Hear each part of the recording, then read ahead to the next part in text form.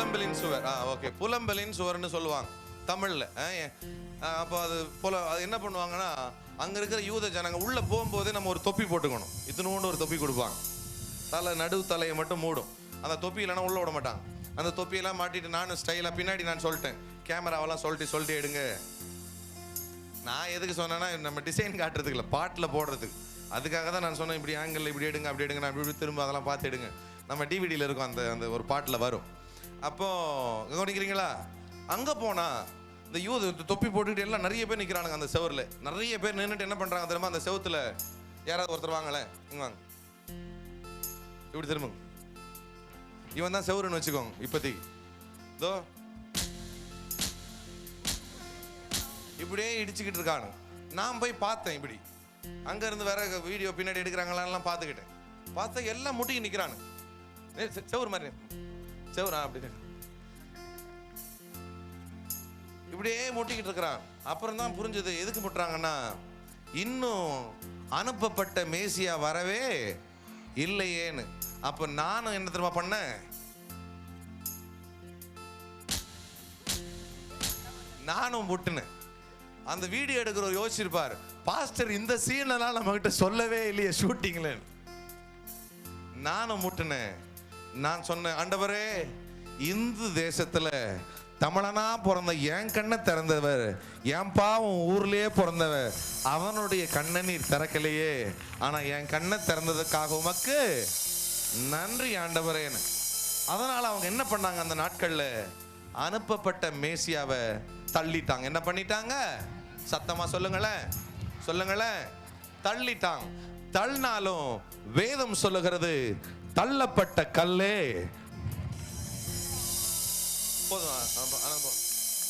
தள்ளப்பட்ட கல்லே, அறகுறையா சொல்றீங்க பாரு, தள்ளப்பட்ட கல்லே என்னக்கு இது என்னாச்சு, மூளைக்கு மூளைக்கு மூளைக்கு இல்லனா மொத்த வாழ்க்கைக்கு, இல்ல மொத்த ஜாதிகளுக்கு, இல்ல மொத்த ஜனங்களுக்கு அதுதான் முக்கியமான ஒரு அஸ்திபாரமாய், சரி அஸ்திபாரமாய் மாறிட்டு. ஆமாவா இல்லையா? இயேசுவை எல்லாரும் தள்ளினாங்க, ஆமாவா இல்லையா? ஏசாயா 53வது அதிகாரத்துல பாத்தீங்கன்னா, அவர் நமக்காக என்ன பண்ணப்பட்டார் சொல்லுங்க, அசட்டை பண்ணப்பட்டார். he was rejected for us. என்ன பண்ணப்பட்டார், அசட்டை பண்ணப்பட்டார், இல்ல நம்மளுக்காக தள்ளப்பட்டார். என்னப்பட்டார், தள்ளப்பட்டார். இன்னைக்கு இந்த வார்த்தையை தான் ஆண்டவர், இது வரைக்கும் நான் இந்த வார்த்தையை எடுத்ததில்லை. அப்போ இன்னைக்கு ஆண்டவர் சொன்னாரு, இன்னைக்கு முதல் நாள் வருகிற ஜனங்களுக்கு போய் சொல்லு, என்ன எப்படி தள்ளினாங்களோ, ஆனா தள்ளினாலும் என்ன வச்சுதான் எப்படி எல்லா காரியங்களும் இப்பொழுது நிற்கிற. இது கொஞ்சம் பேருக்கு இப்பயே புரிஞ்சிருக்கணுமே, இல்லையே கொஞ்சம் பேருக்கு இப்பயே புரிஞ்சிருக்கணுமே. என்ன எப்படி மொத்தமா தள்ளினாங்களோ, என்ன எப்படி எல்லா ஜாதிகளும் சேர்ந்து தள்ளினாங்களோ, என்ன எப்படி மொத்த பேர் அசிங்கப்படுத்தினாங்களோ, என்ன எத்தனை பேர் மொத்தமா தள்ளி, மொத்தமா கேவலப்படுத்தி, மொத்தமா புறக்கணித்து, ஏன் என் கையால அனுபவம் பெற்றவங்க, அற்புதம் பெற்றவங்க, என் கையால சுகம் பெற்றவங்க கூட என்ன பண்ணாங்க, சொல்லையா சொல்லையா, என்ன பண்ணாங்க, அசட்டை பண்ணாங்க, தள்ளுனாங்க, என்ன ஒதுக்குனாங்க. என் கையால அப்பத்தையும் மீனையும் தின்னவங்க கூட என்ன தள்ளுனாங்க. முந்தின வாரம் ஓசன்னா ஓசன்னா ராஜா வருகிறார், ராஜா போறாருன்னு, அடுத்த வாரம் கள்ளனை எனக்கு கொடு, இவனை கள்ளன மாதிரி சிலுவையில அறைந்துன்னு ஒரே வாரத்துல மாறி என்ன தள்ளினானுங்க. ஆனா என்னதான் தள்ளினாலும், எப்படிதான் தள்ளினாலும்,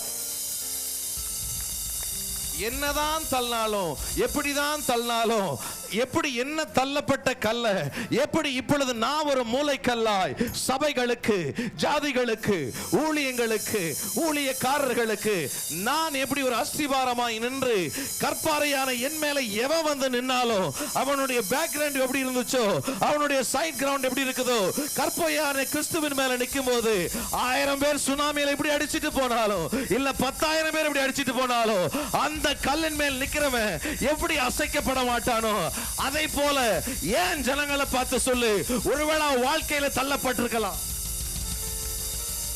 ஒருவேளை வாழ்க்கையில தள்ளப்பட்டிருக்கலாம், ஒருவேளை அவளை எல்லாரும் புறக்கணிச்சிருக்கலாம், ஒருவேளை இதுவரைக்கும் எல்லாரும் அவளை சாதாரணமா எண்ணி அசட்டை பண்ணி கொண்டிருக்கலாம்.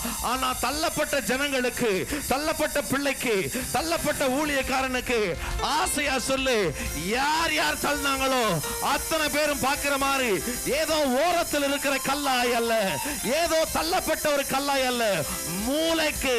ஐயோ ஐயோ ஐயோ, அதுக்கு தான் திருப்பி திருப்பி அந்த வார்த்தையை சொல்ல சொன்னேன். மூளைக்கு தலை வாங்கணுமே, கையை தட்டி வாங்கிக்கணுமே. மூளைக்கு மூளைக்கு மூளைக்கு மூளைக்கு மூளைக்கு மொத்த கட்டிடத்திற்கு என்ன, மொத்த கட்டிடத்துக்கு என்ன கல்லாய்? சத்தமா சத்தமா. மொத்த பெரிய அந்த மாடி கட்டிடத்திற்கு என்னவாய்? இல்ல மொத்த காரியங்களுக்கு சத்தமா சத்தமா. இது எல்லாருக்கும் இல்ல, கொஞ்சம் பேருக்கு தேவைப்பட்டுச்சு. அவங்க மட்டும் கையை தூக்குங்க பாப்பா, நான் பாக்குறேன். எத்தனை பேர் தள்ளப்பட்டிருக்கிறீங்க வாழ்க்கையில்?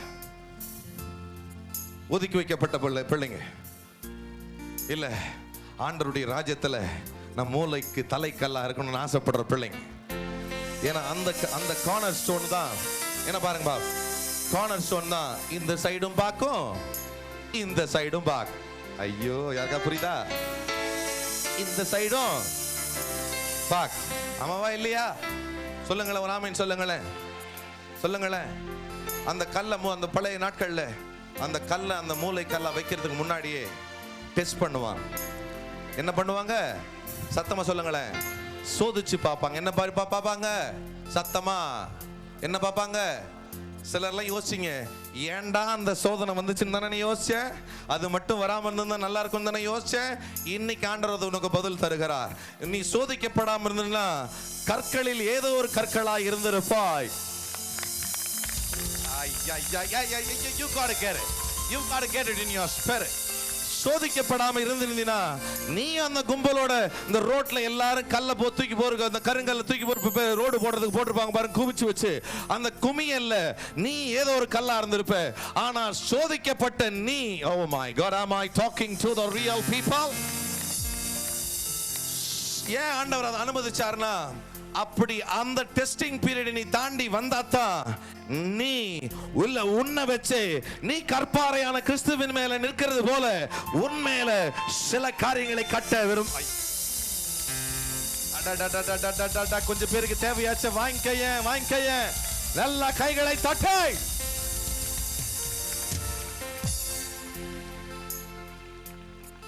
எத்தனை பேருக்கு இப்ப சந்தோஷமா இருக்குது அதை கேட்ட உடனே? சோதிக்கப்பட்டது உன்னை பாழாக்க அல்ல, உன்னை தள்ள அல்ல, இல்ல உன்னை புறக்கணிக்க அல்ல. நீ சோதிக்கப்பட்ட காரியங்கள் எதுக்கு தெரியுமா? பரிசோதிக்கப்பட்டது எதுக்கு தெரியுமா? உன்னை கொண்டு போய் மூலையில ஒரு கல்லாய் அல்ல. சூப்பர்ல இது. மூலையில ஒரு கல்லாய் அல்ல, மூளைக்கு சத்தமா சத்தமா சத்தமா சத்தமா சத்தமா. மூளைக்கு மூளைக்கு மூளைக்கு, அந்த சமுதாயத்துல மூளைக்கு, உன் குடும்பத்துல மூளைக்கு. ஓ மை காட், நான் தானே இப்படி கஷ்டப்படுறேன், நான் தானே இவ்வளவு போராட்டத்தை அனுபவிக்கிறேன், நான் தானே இந்த ஊழியத்தில் இவ்வளவு. அது எதுக்குனாயா? நீ ஏதோ ஒரு கல்லாய் இல்ல ஏதோ ஒரு பாத்திரமாய், ஏதோ மூலையில் இருக்கிற ஒரு தூணாய் அல்ல, உன்னில் ஒரு காரியங்களை முழுமையாய் கர்த்தர் எழுப்ப. Oh my God, come on people. எனக்கு தெரியும் இது எல்லாருக்கும் தேவைப்படாது, ஆனா தேவைப்பட்ட பிள்ளைங்க கொஞ்சம் பேர் இருக்கிறீங்க தானே, கையை தட்டி come on come on come on somebody.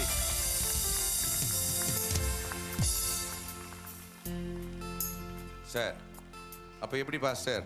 அப்ப எப்படி நீ மூளைக்கு தலைக்கல்லா ஆகணும்னா, உன்னுடைய அஸ்திவாரம் யார் மேல இருக்கணும்? சத்தமா யார் மேல இருக்கணும்? கற்பாறையான கிறிஸ்துவின் மேலதான் இருக்கணும். புரிஞ்சவங்க ராமேன் சொல்லுங்க பா. கற்பாறையான கிறிஸ்துவின் மேலதான் இருக்கணும். சிலர் என்ன பண்ணுவாங்க, நல்லா கவனிங்க பா, என்ன பாருங்க, கிறிஸ்துவை ஏற்றுக்கொள்ளுவாங்க. என்ன பண்ணுவாங்க? கிறிஸ்துவை ஏற்றுக்கொள்ளுவாங்க, இல்லைன்னா கிறிஸ்துவர் தான் எங்களுக்கு ஆண்டவர் அப்படின்னு ஏற்றுக்கொள்ளுவாங்க. ஆனா அவங்களுடைய கட்டடத்தை வேற எங்கேயோ போய்,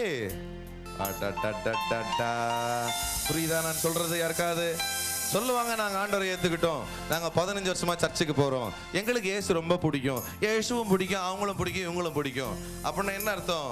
உன்னுடைய கட்டிடம் மொத்தமா இயேசுவின் மேல இல்லாதபடிக்கு இங்க கொஞ்சம் கட்டுற, அங்க கொஞ்சம் கட்ட பாக்குற. அங்கங்க கட்டினா கட்டடம் வராது. மூளைக்கல்லில இருந்து ஒரு குரு, ஐயோ அங்க, ஐயோ யாருக்காவது புரியுதா நான் சொல்றது? இங்க கொஞ்சம் அங்க கொஞ்சம் கட்டினா ஏதோ உடஞ்சு போன பில்டிங் எங்கேயோ நிக்கிற மாதிரி தான் இருக்கும்.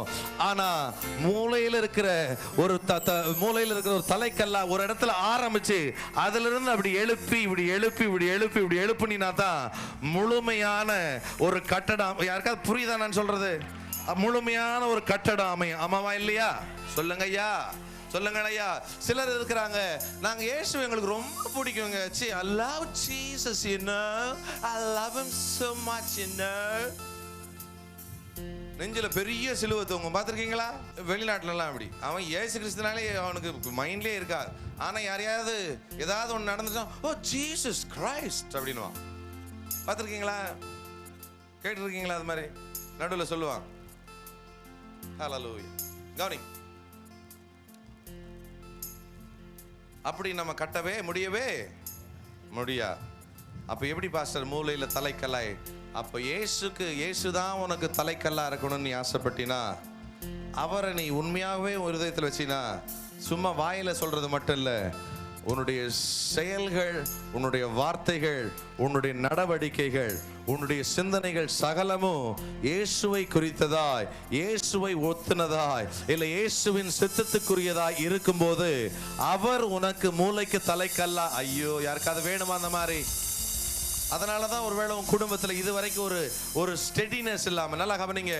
சிலர் சொல்லுவாங்க, கொஞ்ச நாள் நல்லா இருக்கு, கொஞ்ச நாள் நல்லா இல்லை, கொஞ்ச நாள் இப்படி ஓடுது, கொஞ்ச நாள் அப்படி இருக்குது. ஏன்னா உன்னுடைய அஸ்திபாரம் யார் மேல இல்ல? முழுசா யார் மேல இல்ல? கிறிஸ்துவின் மேல இல்ல. ஆனா உன் அஸ்திபாரம் கிறிஸ்துவின் மேல மொத்தமா போயிடுச்சுன்னா, எத்தனை காத்து வரட்டும், எத்தனை புயல் வரட்டும், உன் பக்கத்துல இருக்கிற அத்தனை பில்டிங்கே கீழே விழுந்தாலும், ஓ டாடா கொஞ்சம் பேருக்கு தேவைப்பட்டுச்சே, வாங்கிக்கோ வாங்கிக்கோ வாங்கிக்கோ பாப்போம். எத்தனையோ பேர் உன் பக்கத்துல இடரெல்லாம் விழலாம், ஆனா உன் அஸ்திபாரத்தை ஆண்டவர் காரியத்தின் மேல் நீ கட்டணும்னு வச்சுக்கிய, உன் ஆண்டவர் ஏதோ ஒரு மூலையில் இருக்கிற ஒரு ஒதுங்கின கல்லாய் அல்ல, மூளைக்கே இல்ல, இல்லைன்னா இப்படி சொல்லணும், மொத்த கட்டடத்துக்கு முக்கிய கல்லாய் ஆண்டவர் உன்னை மாற்ற காத்திருக்கிறார். நம்புறவங்க மட்டும் ஆமேன்னு சொல்லி கையை தட்டி, ஆண்டவர் அந்த கிருபை எனக்கு வேணும்ன்றவங்க ஆசையை கையை தட்டி வாங்கிக்கோங்க பாப்போம். ஒருவேளை நீ இன்னைக்கு தள்ளப்பட்ட நிலைமையில இருக்கலாம், தள்ளப்படுகிற நிலைமையில இருக்கலாம், இல்ல மொத்தமா தள்ளப்பட்ட நிலைமையில நீ வந்திருக்கலாம். எத்தனை பேர் விசுவாசிக்கிறீங்க? இல்லை எத்தனை பேர் இங்க நடந்ததை இல்லை கேட்ட நம்ம யாரையும் இன்னைக்கு சாட்சி சொல்ல கூட கூப்பிடலாம். அவங்களாம் வந்து சொன்னாங்க, இன்னைக்கு டிவிடியை பார்த்தே ஒரு 10 பேர் அந்த மகளுடைய குடும்பத்தில் ரட்சிக்கப்பட்டிருக்கிறாங்க. அந்த கூட வந்திருந்த அந்த அம்மா 13 வருஷம் அந்த மகள் ஆண்டவரை ஏற்றுக்கொண்டவங்க. புருஷன் 2 வருஷத்துக்கு முன்னாடி மீட்டிங், 2 மாதத்துக்கு முன்னாடி மீட்டிங் கூட வர டிவிடியை பார்த்து, இதெல்லாம் ஏன் கர்த்தர் உன் காதால கேட்க வைத்தார், கண்ணால காண வச்சாருன்னா, இது நீ இனிமே போயிட்டு அந்த மூலையிலே ஒதுங்கி இருக்காத, நான் உன்னை வச்சே வாங்கிக்கோங்களேன். இந்த கிருபையின் வார்த்தைகள் அப்படியே விசுவாசி அப்படியே உறிஞ்சு எடுத்துக்கோங்களேன், அதை வாங்கிக்கோங்களேன். 1000 பேர் உன்னை தள்ளி புறக்கணிச்சாலும், ஏன் மொத்த தேசமே ஆல்மோஸ்ட் ஆண்டவரை புறக்கணிச்சது, ஆமாவா இல்லையா? சொல்லுங்களேன். அவ்வளவு பேர் அற்புதம் பெற்றானுங்க, அவ்வளவு பேர் சுகம் பெற்றானுங்க, அத்தனை பேர் இயேசுவை கண்ணால கண்டவனுங்க, அற்புதம் அதிசயம் செய்யறது. அத்தனை ஜனங்களும் மாறினாங்க. ஏதோ கொஞ்சம் பேர் சிலுவைக்கு ஓரத்துல நின்றுகிட்டு இருந்தாங்க, அவங்க அம்மா யோவானு இன்னொரு கொஞ்சம் பேர். அத்தனை பேர் தள்ளியும் யோசிச்சு பாருங்களேன், அன்னைக்கே தள்ளினானுங்க. ஆனா இன்னைக்கு இரவும் பகலும் அந்த இயேசுவை நினைக்க, அந்த இயேசுவால் சுகம் பெற, அந்த இயேசுவால் ரட்சிக்கப்படுகிற, அந்த இயேசுவால் விடுதலையாக்கப்படுகிற 1 2 100 200 இல்லையா, எத்தனை கோடி ஜனங்கள் உண்டு. அவரை இப்படியா கை தட்டுவீங்க? அப்ப அந்த இயேசுவை நம்புகிற உனக்கு அதுல கொஞ்சம் கிருபையாவது கிடைக்காதா? கிடைக்காதா? அன்னைக்கு தள்ளின அந்த கல்லை தான் இப்ப உலகத்தின் ரட்சிப்புக்கு என்ன கல்லா இருக்குது? சொல்லுங்களேன். உலகத்தின் ரட்சிப்புக்கு என்னவா இருக்குது? மூளைக்கு. உலகத்தின் சமாதானத்திற்கு அது என்னவா இருக்குது? மூளைக்கு. சொல்லுங்க ஐயா. வாழ்க்கைகள் மாறுவதற்கு அதுவே அந்த கல்ல என்ன கல்லா இருக்கிறது? மூளைக்கு. அப்ப அந்த கல்ல மேல நடக்கணும், நிக்கணும், அந்த கல்லை நம்பணும், அந்த ஆண்டவரை கற்பாரையான இயேசுவை நம்பணும். அப்ப நம்புகிறவங்களுக்கு கொஞ்சமாச்சு நம்மளுக்கு இன்னைக்கு கிடைக்கும்னு எத்தனை பேர் நினைக்கிறீங்க? அவங்க மட்டும் கையை தூக்குப்பா. இல்ல சீரியஸா அதுல கொஞ்சம் வாங்கணும்னு ஆசைப்படுறோம் அந்த கிருபை. ஐயா நான் சொல்ற இயேசு நீ நினைக்கிற மாதிரி சாதாரண இல்ல. மொத்த ஃபவுண்டேஷன் இப்ப அவர் மேலதான் இருக்கு. அம்மாவா இல்லையா? சொல்ல ஐயா, சொல்லுங்க ஐயா, சொல்லுங்களேன். மொத்த உலகத்தினுடைய ரட்சிப்பை யார் மேல நிக்குது? சொல்லுங்க. யார் மேல? சகல ஜாதிகளுடைய ரட்சிப்பு, விடுதலை, இல்ல ஒரு நித்திய ஜீவன் உண்டாகணும்னு யார் மேல இருக்குதுன்னு நினைக்கிறீங்க? சத்தமா, சத்தமா யார் மேல இருக்கு? அப்போ அந்த கிருபை ஆண்டவருக்கு இருக்குதுன்னா அந்த கிருபையின் நாதனை நம்பி வந்த எத்தனை பேர் இருக்கிறீங்க இந்த இடத்துல? அப்போ நம்புற உனக்கு அதுல ஒரு பங்கு கிருபையாச்சு கிடைக்கும்னு உண்மையா நம்புறவங்க மட்டும் கையை தூக்குங்க பா. கையை அசி காட்டுங்க பா. அவங்க மட்டும் கையை அசி என்ன பார்க்காதீங்க. ஆண்டவரை பார்த்து சொல்லுங்க, ஆண்டவரே அன்னைக்கு அவ்வளோ மொத்த பேர் தள்ளினானுங்க உங்களை, ஆனா அதுக்கப்புறம் தான் நீர் மூளைக்கு தலைக்கல்லாய் மாறி நீர். ஆண்டவரே உம்மை நம்பி வந்திருக்கிறேன், அந்த கற்பாரையான கிறிஸ்துவை நம்பி வந்திருக்கிறேன். என் வாழ்க்கையிலையும் இந்த தள்ளப்பட்ட நிலைமை மாறி மூளைக்கு தலைக்கல்லாய் இல்ல ஒரு முக்கிய கல்லாய் நீர் மாற்ற முடியும். நம்புறவங்க மட்டும் கையை அசைச்சு ஆண்டவர்கிட்ட கேளுங்க பாப்போம். இந்த வேளையில் நல்லா வாங்கிக்கோங்க, வாயை திறந்து கேளுங்க பாப்போம். படிப்புல நீ தள்ளி வைக்கப்பட்டிருக்கலாம், இல்ல தாவீதை ஒதுக்குனது போல உன்னையும் குடும்பத்தை தள்ளி வச்சிருக்கலாம், இல்ல யோசேப்பை அவன் சகோதரர்கள் ஒதுக்குனது போல உன்னுடைய சகோதர சகோதரிகள் உன்னை ஒதுக்கி இருக்கலாம். ஒருவேளை இல்ல வறுமையோ இல்ல சில வியாதிகளோ பலகீனங்களோ உன்னை தள்ளி வச்ச நிலைமையில இப்பொழுது நீ தள்ளப்பட்ட நிலைமையில வந்திருக்கலாம். ஆனா தள்ளப்பட்ட கல்லை மூளைக்கல்லாய் மாறினது போல, மூளைக்கு தலைக்கல்லாய் மாறினது போல கர்த்தர் உனக்கு மாற்றுவார். நம்புறவங்க மட்டும் நல்ல ஆசையா கையை தட்டி, விசுவாசிக்கிற தேவ ஜனங்கள் மட்டும் நல்ல கையை தட்டி, நல்ல கையை தட்டி வாங்கிக்கோங்க பாப்போம்.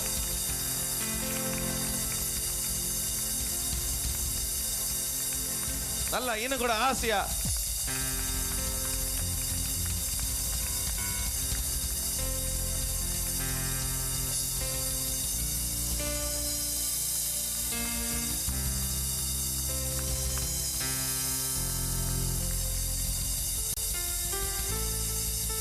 Thank you, Daddy.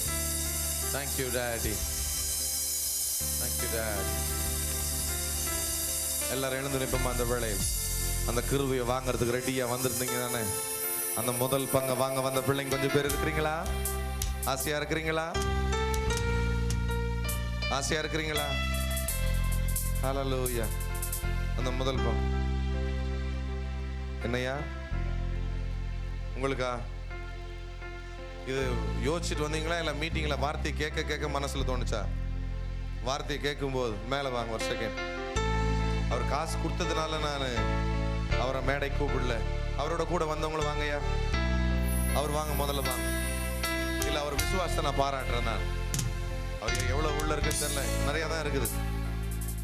ஆனால் அந்த வார்த்தை இன்னைக்கு கிரியை செஞ்சதுனால அவர் தெரிஞ்சிருச்சு. அப்போ என்ன அர்த்தம்? அவர் இவ்வளோ கொடுத்துருக்கிறாருன்னா என்ன அர்த்தம்?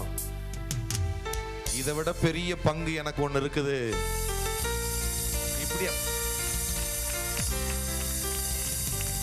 இதை விட ஒரு பெரிய பங்கு எனக்கு ஆண்டவர் வச்சிருக்கிறார். அப்படித்தானே யோசிங்க? உண்மையா அப்படித்தானே யோசிங்க? பிசினஸா செய்றீங்க நீங்க? பிசினஸா? இன்னும் 3 மாசத்துல பாருங்க என்ன சாட்சியை சொல்ல போறீங்கன்னு சொல்லு. 3 மாசம் தான், 3 மாசம். எத்தனை ஜனங்கள் சாட்சியா, ஆண்டவர் சாட்சியா? 3 மாசம். இன்னைக்கு கிடைக்க போற கிருபையில் அவருக்கு கிடைக்க போற முதல் பங்கு. ஐயா நான் அந்த வார்த்தையை சொல்லும்போது ரொம்ப உணர்ந்து சொன்னேன். உண்மையா பாஸ்டர்? என் மனசுல அப்படியே தோணுச்சு. எனக்கு நல்லா ஃபீல் பண்ணேன். I felt it so much in my spirit. நீங்க நாளைக்கு மீட்டிங் இருப்பீங்களா? இல்ல அப்ப நீங்களும் முதல் பங்கு வாங்கிட்டு போறதுக்கு தான் வந்திருக்கிறீங்க. வாங்க. ஒரு சாதாரண பாஸ்டர் இல்ல, ஒரு சர்ச்சிலே ஒரு 1000 பேருக்கு மேல இருப்பாங்க அவர் சர்ச்சிலே. ஆசையான ஒரு தேவ மனுஷன். எங்க இருந்து? எங்க திருப்பூர்ல இருந்து. எத்தனை மணி நேரம் ஆகும் அங்கிருந்து வரதுக்கு? 7 hours 7 மணி நேரம் பிரயாணம் பண்ணி வந்தார். பாஸ்டர் அவர் சும்மா சும்மா ஒரு ஏதோ ஓடி ஆடி விளையாடிட்டு இருக்கிற பாஸ்டர் இல்லை, 1000 பேர் மேய்க்கிற பாஸ்டர். புரியுதா நான் சொல்றது? இப்போ 50 பேரை மேய்க்கும் போதே ரொம்ப பிஸியாக காட்டிக்கிறாங்கல்ல. 1000 பேருக்கு மேலே சபைக்கு எத்தனை பேர் அப்போ கவனிக்க யோசிப்பார். அவர் கீழே பாஸ்டர்ஸ் இருப்பாங்க தானே, ஏன் அசிஸ்டன்ட் பாஸ்டர் இருக்காங்கல்ல. அதெல்லாம் விட்டுட்டு நம்ம அந்த மனுஷன் ஏன் வரணும் இப்படிப்பட்ட ஒரு கூட்டத்துக்கு? முதல் நாளே வந்திருக்கிறாருன்னா அவருக்கு தெரியும் ஏதோ ஒரு பங்கு அவருக்காக கர்த்தர் பிரித்தெடுத்து வச்சிருக்கிறாருன்னு சொல்லி. விசுவாசிக்கிறீங்களா? விசுவாசிக்கிறீங்களா? ஐயா இப்போ ஒரு தரிசனத்தை ஆண்டவர் காட்டுவார் ஐயா, அப்புறமா நீங்க சொல்லுங்க எனக்கு என்ன காட்டுறாரு. இன்னும் கொஞ்ச நேரத்தில் காட்டுவார் ஆண்டவர். அது ரொம்ப ஆப்டா இருக்கும். இன்னைக்கு வந்த அதை நான் எதுவும் சொல்ல விரும்பல. ஆண்டவர் காட்டும் போது நீங்க சொல்லுங்க. கையை தூக்குங்க, ஒரு தெய்வ மகிமை இறங்கட்டும். அப்படியே இப்பயே இறங்குயா. அந்த முதல் பங்கு கேட்டீங்க தானே, வாங்கிக்கோங்க ஐயா. இப்பயே மொத்தமா இறங்கட்டும். மொத்தமா மொத்தமா மொத்தமா வாங்கிக்கோங்க ஐயா. அப்படியே